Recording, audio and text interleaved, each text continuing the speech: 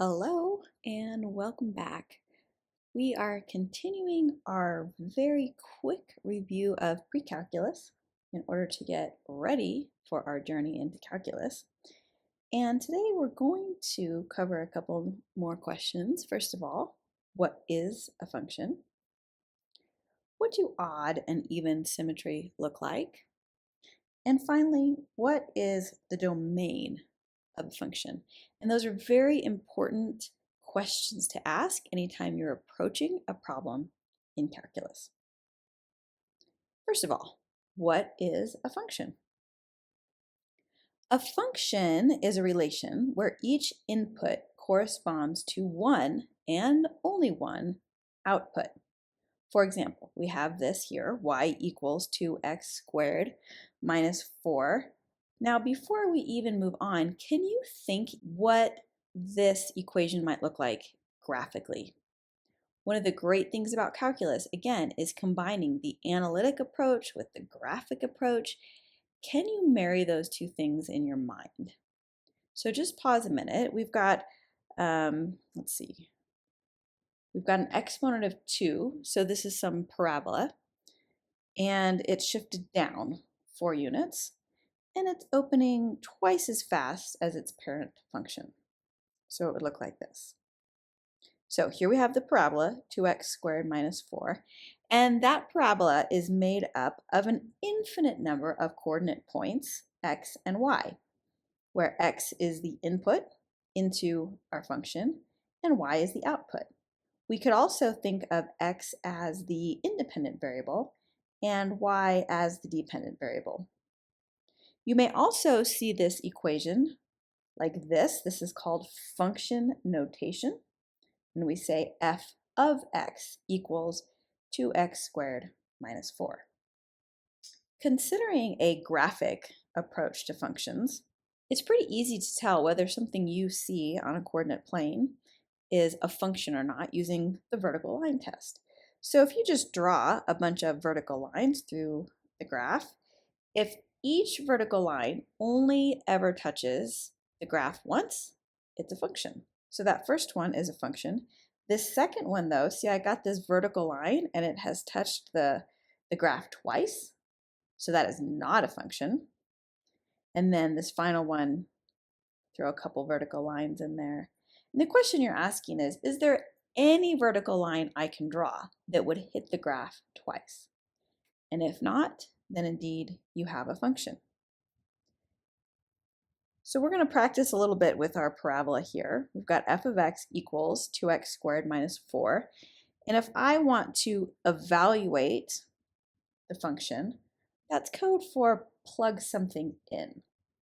So if it says f of 3, that means wherever there's an x, I need to change the x to a 3. So instead of 2x squared minus 4, it's 2 times 3 squared minus 4. And then simplify that out a little bit, equals 14. You don't always have to plug in a number. Sometimes you can also plug in a variable. So f of a would be 2a squared minus 4. Sometimes you can get really fancy and plug in variables and numbers. So in this case, every time there's an x, I have to plug in this whole expression, 2a minus 1. So it becomes 2 times 2a minus 1 squared minus 4. Now just a note, again, these are review videos. So when I get to this sort of algebra stuff, I'm going to go through fast. If you feel comfortable with your Algebra 2 skills, you could jump to the last line, you can just watch the magic happen. If you need to pause the video, work through the algebra stuff yourself, totally fine. So if we want to expand and simplify this expression, we've got to take that 2a minus 1 and square it, multiply it times itself. So we'll take 2a minus 1, multiply it times itself, and then you've got to distribute this 2 through, and then combine like terms, and there you go. So that's f of 2a minus 1 equals 8a squared minus 8a minus 2. We're getting complicated fast, because look at this. This guy here, this is a little teaser into something we're going to be doing later in the year. a very, very foundational part of calculus, what you're looking at right here. But right now, we just want to get to know it a little bit. So there's a lot going on in this one. We're going to take f of x plus h and then subtract just the original function f of x and divide everything by h. So again, we're still working with our 2x squared minus 4. So let's see what that looks like. We've got 2x squared minus 4. So 2x plus h squared minus 4. That's this part. And then we just subtract the original function, 2x squared minus 4, and then divide the whole thing by h. Okay, so again, I'm going to use some algebra. I'm going to go through it fast. Pause the video if you need to get caught up, or if you feel very comfortable with your algebra skills, just enjoy the math. So we're going to expand the x plus h squared, and then we can distribute the 2 through, and we can combine like terms. Those kind of go away, those 2x squareds. And then we can simplify by eliminating some of those h's. So there's our final answer there. Quick review of functions. Now let's move on to symmetry. Now we actually talked about symmetry a little bit before in the previous review lesson. We talked about symmetry about the y-axis, about the x-axis, and about the origin, and how you discover if a function, or perhaps not a function, is symmetrical about y, x, or the origin. So we've got some shortcuts to talk about this. If you have something that's symmetric about the y-axis, we call it an even function. Something symmetric about the x-axis is just not a function, would not pass the vertical line test.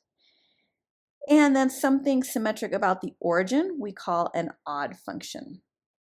And again, we're going from words. Now let's look at that graphically. So symmetric about the y would be like a parabola. That's an even function. And if it's an even function, so you can draw like on the y-axis, it's symmetric, same on both sides of the y-axis. If you have something symmetric about the x-axis, well, that does not pass the vertical line test. That's not a function. And then something symmetric about the origin would look like this, and that would be an odd function. And the reason we talk about these in calculus is because it can actually save us quite a bit of time in some calculations later on. Let's talk about two very important functions here. One that's symmetric about y is y equals cosine x. So you can see if I've got, let's draw the y-axis in here, and it's just mirrored directly across the y-axis. And then one that's symmetric about the origin is y equals sine of x. That's an odd function. Even functions are especially helpful to recognize in calculus, so just be on the lookout for those. And now let's talk about domain and range of a function. So the domain is anything that x can be. The range is anything that y or f of x can be. So let's take this function here, f of x equals the square root of x squared minus 4. All right, if you're looking at this and you want to know what the domain of this function is, you want to ask yourself, well, what limitations do you see in this function as far as what x might be able to be? Now, if you've got this square root sign in here, and we're not working with complex or imaginary numbers, what do we know about square roots? You cannot take the square root of a negative number. So x squared minus 4, this whole expression here, has to be greater than 0. So then we can just solve for x. So x has to be less than or equal to negative 2, or x has to be greater than 2. And as always, let's see what that looks like graphically. Here's another function. We've got g of x equals 5x minus 7 over 2x minus 7. So again, if we want to find the domain of a function, we're asking ourselves, what limitations do we see on x? And if this is a fraction, well, what we know about a fraction is that the bottom can never be 0. So that's what we say. 2x minus 7 can't be 0. Solve for x, and x cannot equal 3.5 or 7/2. And again, what does that look like graphically? This is what it looks like. And this x cannot equal 3.5. That's our vertical asymptote right here. So finally, let's look at some composite functions. I always thought these were so cool. So a composite function is a function made of other functions where the output of one is the input to the other. That's a lot of words, but let's say we've got these two functions, f of x and g of x. I could take g of x and plug it in for the x in f of x, and that would create a composite function. So we'd say f of, that's what that little dot is, g of x, f of g of x. And this is what it would look like. So anytime there's an x, it becomes g of x, which is cosine x. If you clean it up a little bit, you get 2 cosine x minus 3. And we can reverse that. We can take f of x and plug it into g of x. So we could have g of f of x, and anytime there's an x, we're just going to plug in 2x minus 3 instead of x. So we're going to end there for right now. Again, thank you for being here, and I'll see you next time.